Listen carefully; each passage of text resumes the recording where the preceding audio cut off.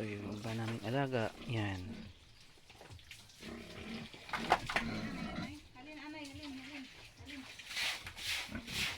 Dati po isa lang yung ano namin alaga. Tapos nagdalawa. Tapos nagtatlo.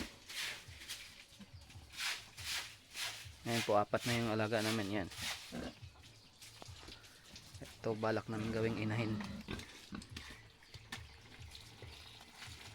Gagawin namin inahin para sa susunod hindi na kami bibili ng mga biik dahil ang mahal ng biik. Nasa 4,000 to 4,500.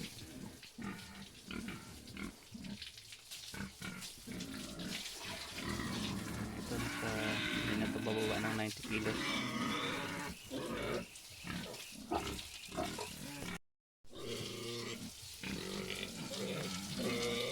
Ligo time. Yan.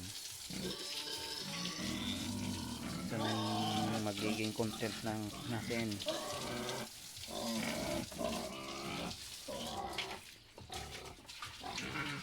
So ito nasa 90 kilos pataas na to.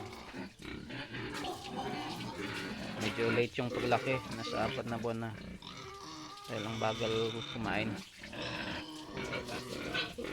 Kapatid yan sila. Mas maliit ito ng konti.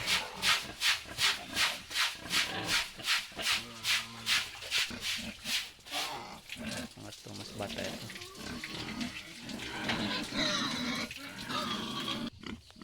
So ito yung isa gagawin naming inahin. Yan. Bait niyan.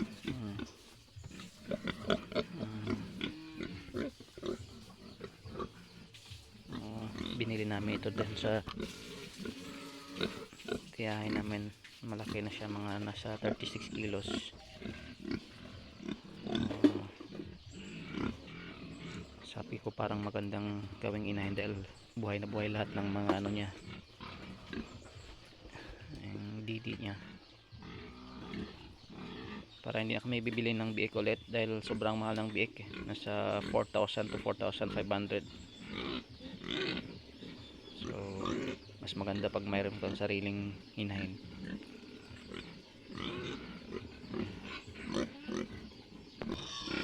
So itong dalawang magkapatid, yan, malapit na silang ilabas sa kulungan nila. Malaki na.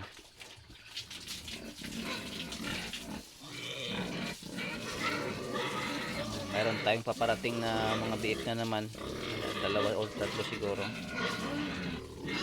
Papalit natin dito.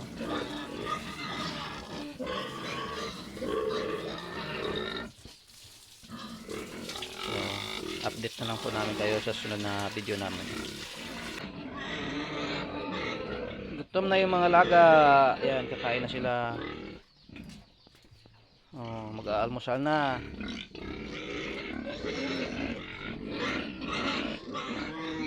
Ayun yung isa.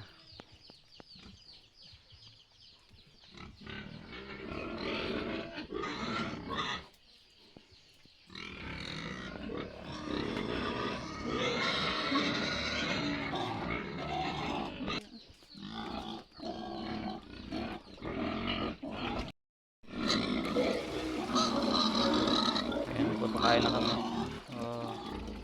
Basta po yung pinapakain namin, hindi kami nagpapakain ng tuyo.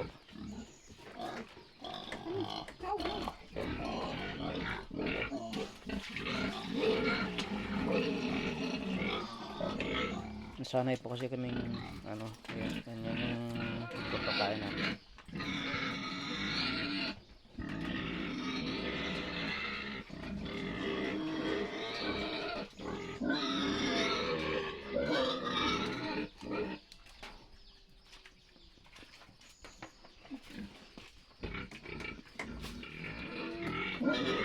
Kung gusto nila yung hihigop muna sila ng tubig, yung sabaw.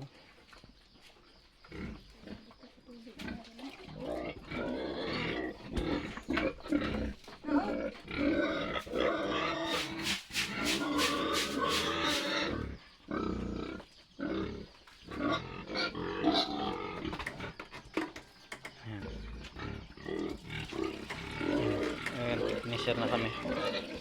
Yung dalawa na to, i-finisher na kami.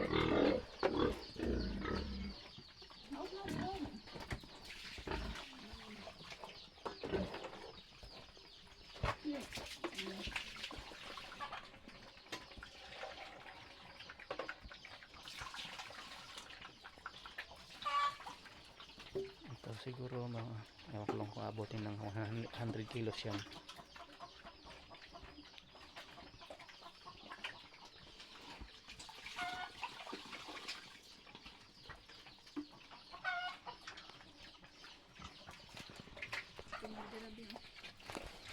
Isa. Sira na yung ano ng kulungan. Ayan. Plano ko gagawa ulit ng bago diyan. Idudugtong ko na lang diyan para medyo mas malaki.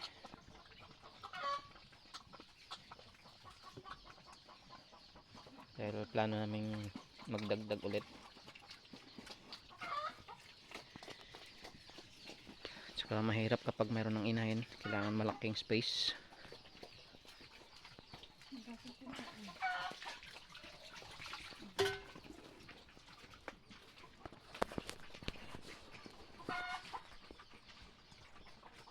Ayan.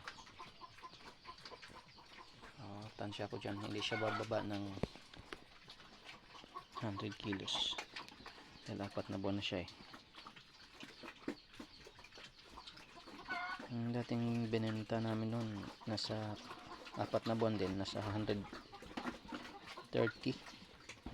Yung isa mag-aapat 105.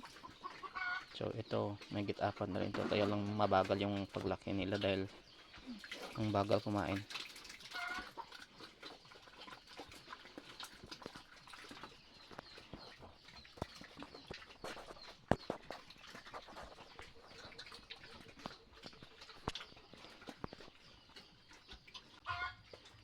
Sana mabot man lang ng 100 kilos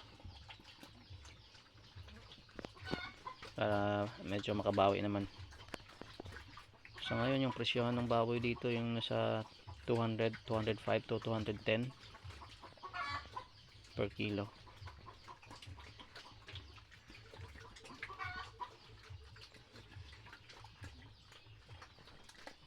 So pag naka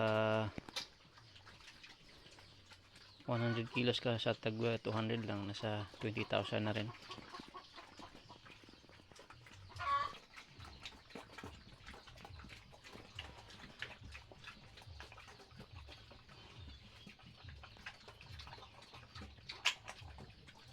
Ito maliit eh. Ewan kung kaabot ng 90 kilos ito. Mas maliit siya compare doon sa kapatid niya.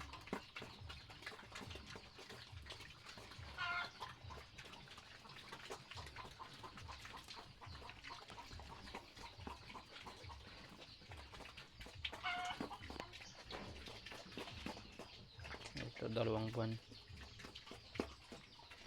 Medyo mabagal din yung paglaki.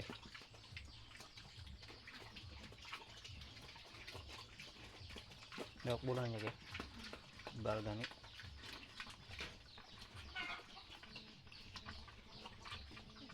Siguro nasa 40-45 kilos yan.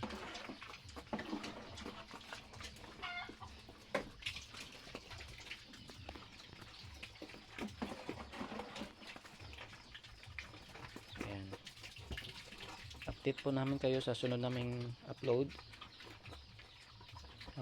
Please don't forget to subscribe, hit like and hit the notification bell sa hindi pa po nakapag-subscribe po sa amin. Maraming salamat po.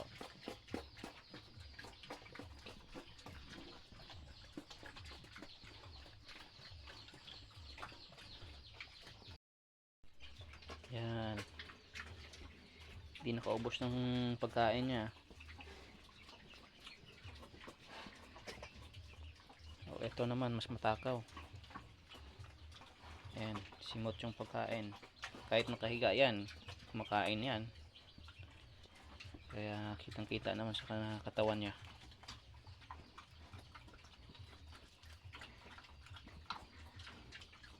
So wala eh, pagka busog na siya, ayan, tutulog na lang agad, hindi pa nakaubos yan. Mamaya uubusin niya rin yan.